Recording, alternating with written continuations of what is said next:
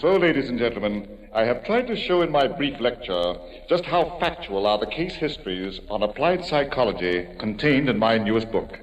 Are there any questions? Mr. Mary. Oh, yes? Mr. Mary, if, as you say, the subconscious is the stronger of our two minds, why doesn't it dominate us most of the time? A very good question. In my opinion, the subconscious is held in check by a controlling band, a band that keeps it under the conscious mind. Were it possible to remove that controlling influence, I am of the opinion that the subconscious would dominate our motivations. Well, if there are no other questions, ladies and gentlemen, I have been informed I have a phone call in my office. Should any of you care to speak to me there, I assure you I shall be delighted. Thank you very much.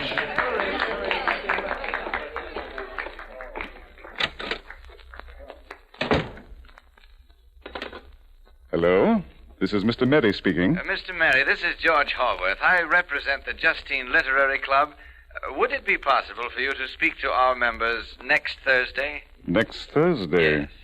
Well, I intended to return to the coast. Oh? But I think I might be able to postpone my departure. Oh, just a minute. Just a minute. Will you write me a letter, Mr. Haworth, merely confirming our appointment? Oh, I'll be very glad to. Thank you, Mr. Mary. Not at all. Goodbye. Coming.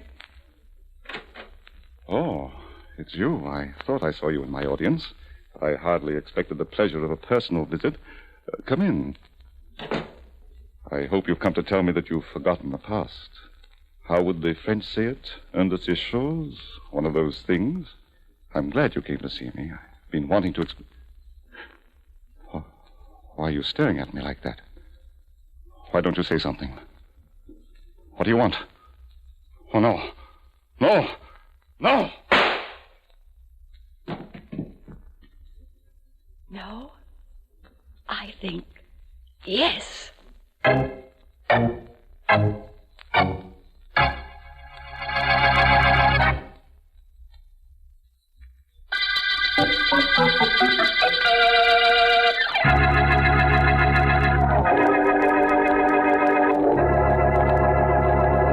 Vance? Mr. Vance, I'm not disturbing you, am I? I could contribute to your ego, Miss Deering, by saying that you're quite disturbing to me. But I won't. At least, not during business hours.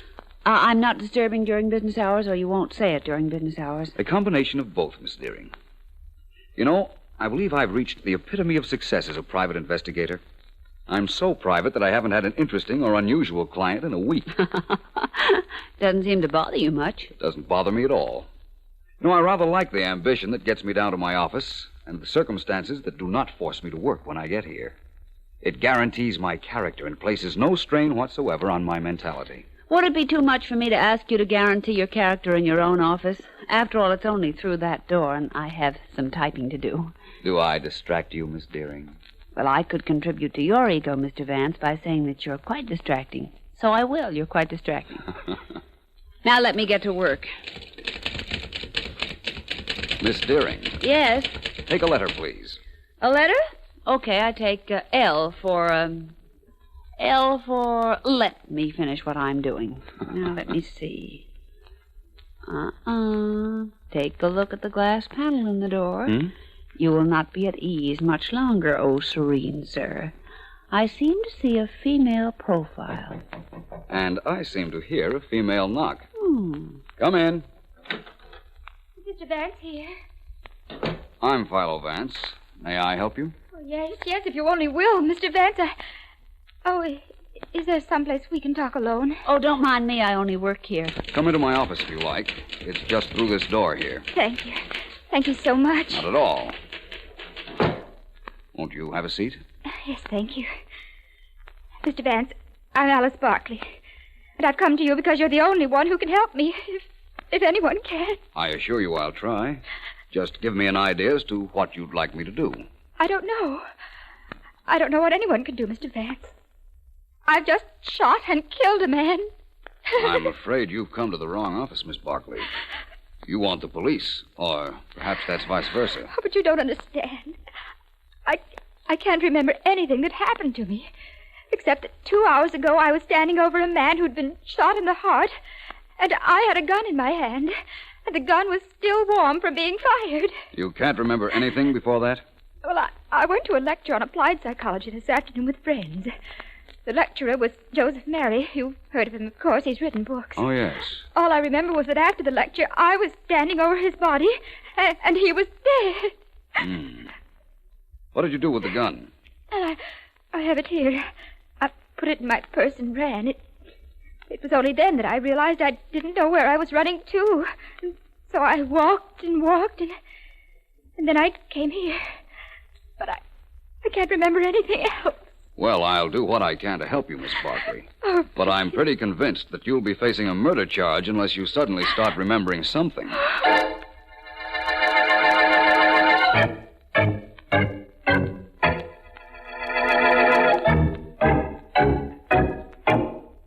Well, Mrs. Anderson, how do you think your husband looks in his new tuxedo? Pretty nifty, eh?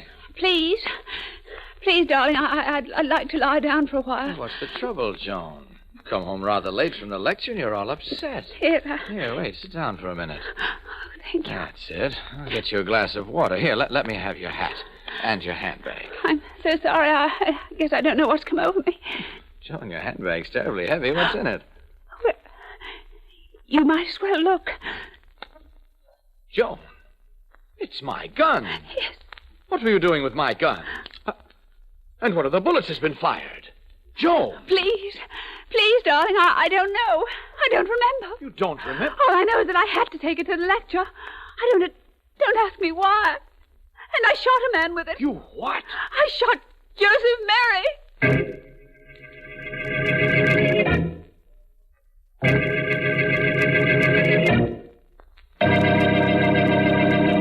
The district attorney will see you now, Sergeant Heath. Go right in. Thanks, Mary. Oh, how's his humor today? Very good, I'd say. And don't change it, will you? I'll try not to. Hi, Mr. Markham. Hello, Heath. What do I owe the honor of the homicide department's call? This, D.A. You've always been griping about the cases I hand you. There's always something missing, you always say, right? Go ahead. This time I got one for you on a silver platter. Man named Joe Mary was killed in his office this afternoon. This afternoon, mind you. He was shot. There was a gun lying next to his body. We traced the gun, found its owner, and I'm holding her. Name is Frances Adams. How's that?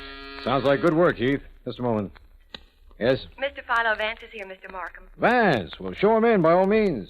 Oh, so your friend is here, eh, D.A.? Well, I'm glad. He'll find out that the police don't need him on every case.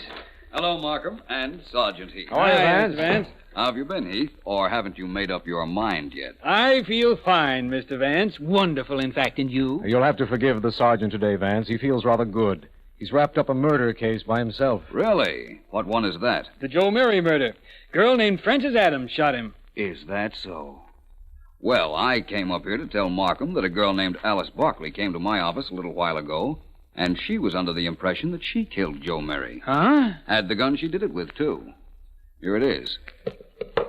Well, Sergeant Heath, this rather complicates things, doesn't it? Any time your friend Vance arrives, there's complications, D.A. My advice is... We'll have to wait for your advice, Sergeant. Hello? Yes? Yes. Yes, of course. Would you bring her right down, please? Thank you. I'll be here. Goodbye. Now, I was saying that my We're going advice... to still have to wait for that, Sergeant. You see, you've arrested a girl for killing Joe Mary. Vance here has a young lady who says she killed him. And that phone call was from a man named Anderson. He says his wife shot and killed Mary, and he's bringing her down here right away.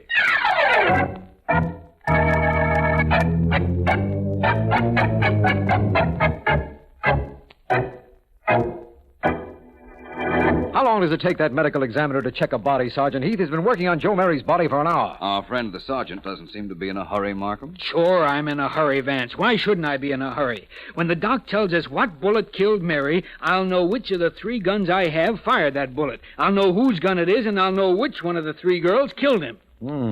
I guess Sergeant Heath has something there, Vance. Maybe. But I don't think it'll be quite as simple as that. Well, here comes the doctor. We'll know in a second. Hey, Doc. What kind of a bullet was it that knocked off Mary? How do you do, gentlemen? How do you do, gentlemen? How do you do, gentlemen? Doc, we're in a hurry. What kind of a bullet did you find in Mary? Now, patience, Sergeant. Patience is a virtue. All right, so I'm not virtuous. What did you find? We want to know which one of 3 different gals to hold for this murder. I'm afraid I won't be able to tell you that, Sergeant. There were 3 bullets. 3 bullets? Yes, 3 bullets in Mr. Mary's heart. 3 bullets from 3 different guns, I'd say. Huh? I beg your pardon? The sergeant said, huh. That means he's bewildered. Yes, and he isn't the only one who is. Bewildered? Oh, I'm supposed to be bewildered, huh? Well, I'm not. All right, so there were 3 different bullets fired into our friend, Mr. Mary. Doc, which one was fired first? Whoever fired that shot is the murderer. That's probably correct, Sergeant, only the 3 bullets were fired within a very short time of each other. I'm afraid there's no way I or anyone else could tell which one was fired first. Oh, no, it can't be. I'm inclined to think it can. I had a feeling this wouldn't be so simple. Sergeant, may I make a suggestion? Somebody better suggest something. We have 3 suspects and 3 guns. I think the first thing we ought to do is find out if those 3 guns fired the bullets that the doctor found in Joe Mary's body. Which way to the ballistics department, Sergeant?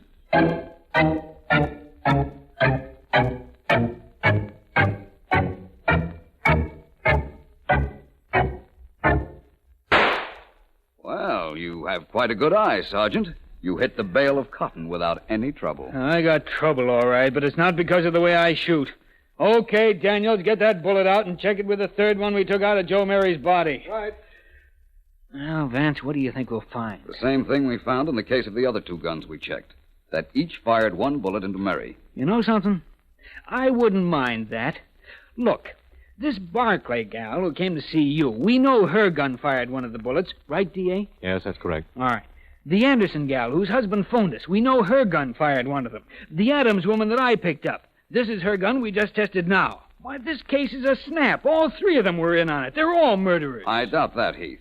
In fact, even if it were right, you could never put all 3 of them on trial. No, why not? Vance is right, Heath. Only one of those women is a murderer, the first one that fired the first bullet into Mary. She killed him. Supposing the other 2 did fire their guns into his body. If he were already dead, what crime did they commit? See what I meant, Heath? We don't know and can never find out which was the first bullet that killed him. Of course, we got to hold all 3 of those women. We've got to. Vance, do me a favor. Say that you're a little confused by all of this, too. All right, Heath, if it'll give you any satisfaction. I'm confused. Okay, you solved the Canary murder case and the Green murder case, and only last week the Eagle murder case. The DA keeps reminding me that I didn't, but you did. Well, I'd like to see you solve this one. I'd be glad to wind up this case for you, Sergeant. Very glad. And I'd gladly close it for you if only knew where to start.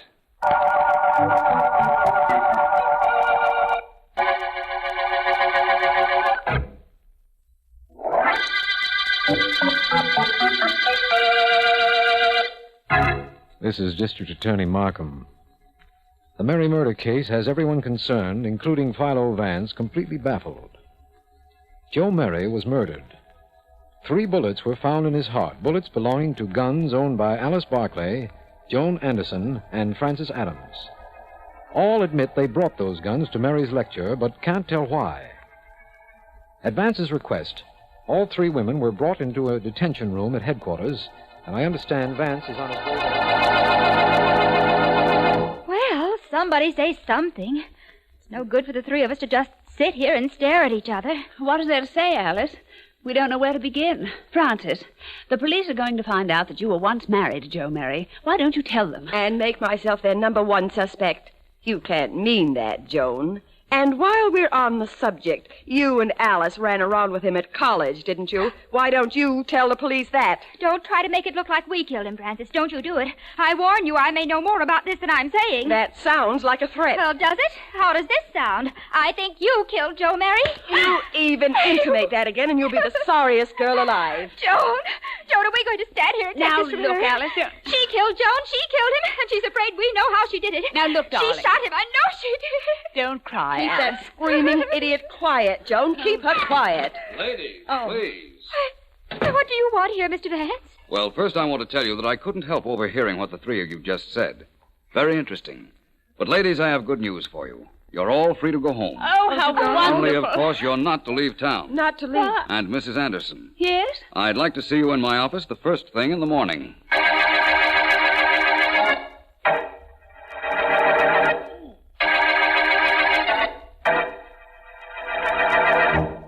I'd prefer it, Joan, if you'd get out of here and let me finish packing. You can't leave me now, darling. You just can't. Oh, no? Just you wait and see. I'm not going to be known as the husband of the girl who murdered Joe Mary, believe me. Ex-husband, maybe, but not husband. Get out of the way, please. Oh, answer that, will you? I'm having trouble enough trying to close this bag. All right.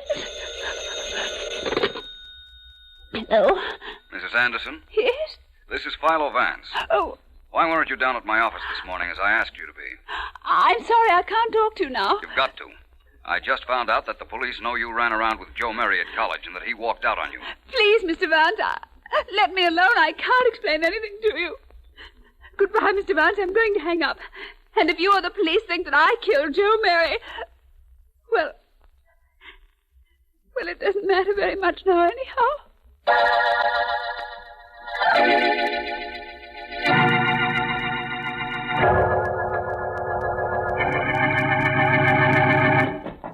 Yes, come in. Come in. Don't keep knocking like an infernal idiot. Good afternoon, Professor Colby. Remember me? Huh? Oh, certainly I remember you. One of my worst students. Got one of my highest marks. Never forgiven you for it. What's your name? Vance, Professor. Philo Vance. Yes, Vance. Well, Vance, what is it? Professor Colby, can a person be hypnotized into committing murder? If you'd paid any attention in your classes, you'd know that nobody can be hypnotized into doing anything that's against his moral code. Goodbye, Mr. What did you say your name was? Vance. Yes, Vance. Tell me this, Professor. Post-hypnosis is a suggestion given to a hypnotized person which must be carried out after he is awakened from hypnosis, correct? Yes, of course, that's correct. The person receiving a post-hypnotic suggestion would have no idea why he was doing something, but he'd know he'd have to do it, right? Any child knows that. Children don't take courses in applied psychology. May I use your phone? Well, there's a pay station outside. Oh, this will do very nicely, thank you. I've got to talk to the district attorney and ask him to have 3 suspects in a murder case brought to my office this evening. And then, Professor Colby, I have a favor to ask of you. A favor I don't think you can well refuse.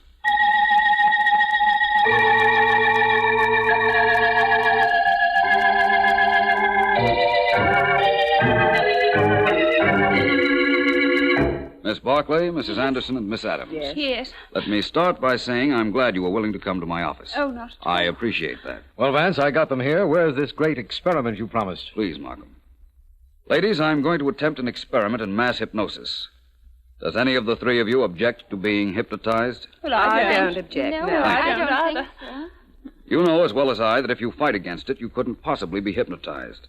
So thanks again for your cooperation. Now I'd like to present one of our eminent authorities on hypnotism, Professor Colby. How do you do, Professor Colby? Well, turn out all the lights except this one on the desk, please, Vance. You do it, William Markham. You're nearer to it. Well, somebody do it. I haven't got whole night, you know. Very well. Good.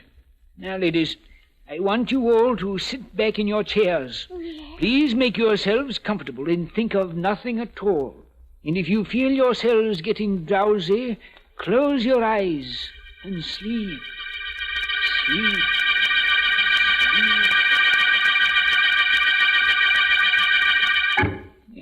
Vance, there they are, the 3 of them hypnotized. The conscious mind dormant. You won't need me any longer. No, I know what to do from here on in. Thank you, Professor. Be sure you do it. Fine thing bothering me at this time of the night. Good night, Mr. Vance. Mr. Markham, Sergeant. Good night, Professor. He certainly is a strange sort of gentleman, isn't he, Vance? Professor Colby is wonderful. You know, it's his theory and mine that under hypnosis, if hypnotism was used once before, the subconscious mind will recall what was done at that time. I have one of my secretary's hat pins in my hand, Markham. Observe closely. I'm going to touch Miss Adams' hand with it. There. What's up, Vance? Don't be alarmed, Markham. I assure you she didn't feel it. And now for the experiment. Remember, Markham, they're completely under hypnosis. They couldn't lie if they wanted to. Remember that. Miss Adams, I want you to take this gun and shoot it like you shot Joe Mary. She's doing nothing, Vance, just holding it. I know. I'll take back that gun, Miss Adams. Thank you.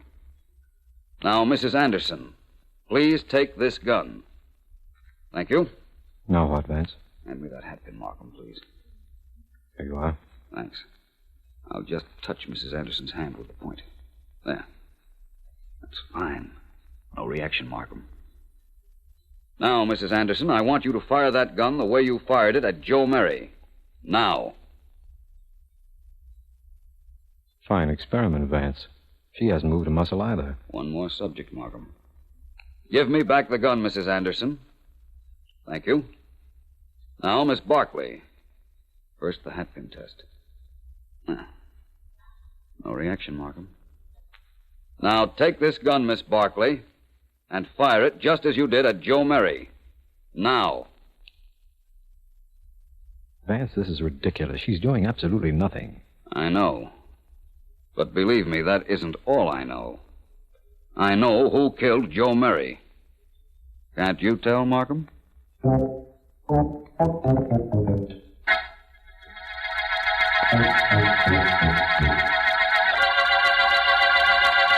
Miss Barkley. Yes?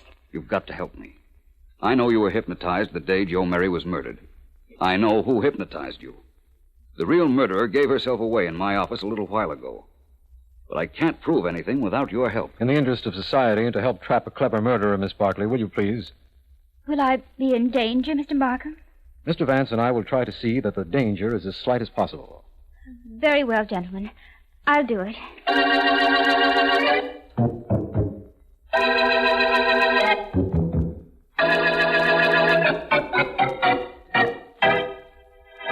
Hello, Francis. Oh, it's you, Alice. Come in. Yeah. Sit down. Thank you. Tea? Yes, please. Francis, we're quite alone, aren't we?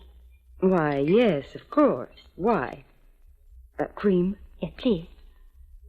I just wanted to tell you that as long as the police have apparently given up on us, you and I ought to have an understanding. Really?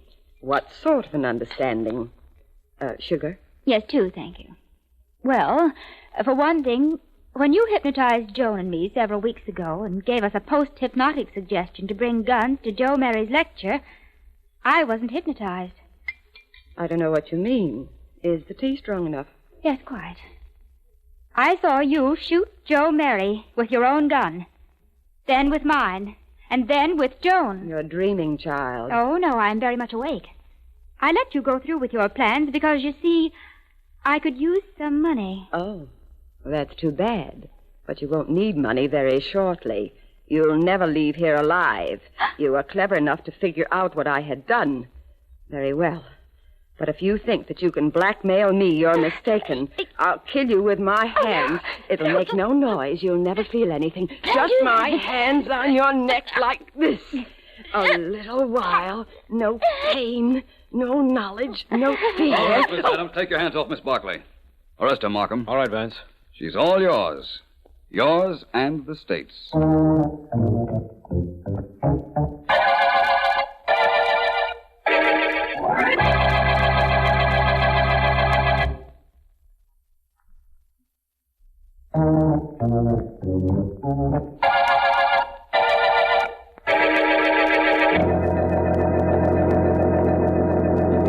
Miss Deering, inasmuch as you are employed by me, would it be too much to ask you why you're not working? I'm only hired between the hours of 9 and 5, Vance. It's 5:30 now. How about breaking down and telling me how you solved the Mary murder case? All right. To begin with, when Professor Colby hypnotized the three ladies, only two of them were really hypnotized. Oh. The actual murderer, Frances Adams, fought against it, knowing her subconscious mind, which she could not control, might reveal something to us. Mm-hmm. That was the whole purpose of the experiment, to find which girl would be afraid to be hypnotized. But how did you know Miss Adams was faking? Your hatpin told me. Well, how do you like that? I've been using it for months, and I never knew it could open its mouth. I touched the point of it to all three of the ladies. One of them, Frances Adams, jumped a little. That was enough to prove she wasn't hypnotized, and indicated she was the murderer, but didn't prove it. So we framed a little scene between her and Alice Barkley, and we got our proof. Well, and why did Miss Adams become a murderer? She'd once been married to Joe Mary. When he left town with his divorce, he also stole most of her jewelry and ready cash. And there you are. Oh, really? Where am I? With me, Ellen. Right at the end of the Mary murder case.